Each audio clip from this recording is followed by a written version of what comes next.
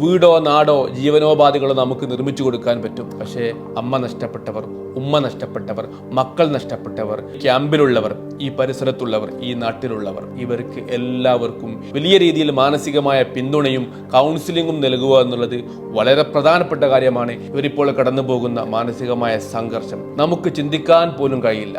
പലതരത്തിലുള്ള മാനസിക സംഘർഷങ്ങളിലൂടെ ആയിരിക്കും ഈ നാടും ഈ നാട്ടിലെ അവശേഷിക്കുന്ന മനുഷ്യരും കടന്നുപോയിക്കൊണ്ടിരിക്കുന്നത്. ഏറ്റവും പ്രധാനപ്പെട്ടത് അവരുടെ സാമ്പത്തിക ഉപാധികളും ജീവിത മാർഗങ്ങളും നമ്മൾ നൽകുന്നതോടൊപ്പം അവർക്ക് ഈ ഘട്ടത്തിൽ അടിയന്തിരമായി മാനസികമായി പിന്തുണ നൽകുന്ന കൗൺസിലിംഗ് നൽകേണ്ടിയിരിക്കും. നിരവധി കൗൺസിലിംഗ് സെൻ്ററുകളുണ്ട്, സൈക്കാട്രിക് അസോസിയേഷൻ ഉണ്ട്, ഡോക്ടേഴ്സ് ഉണ്ട്, ഈ മേഖലയിൽ പ്രവർത്തിക്കുന്ന നിരവധി ആളുകളുണ്ട്.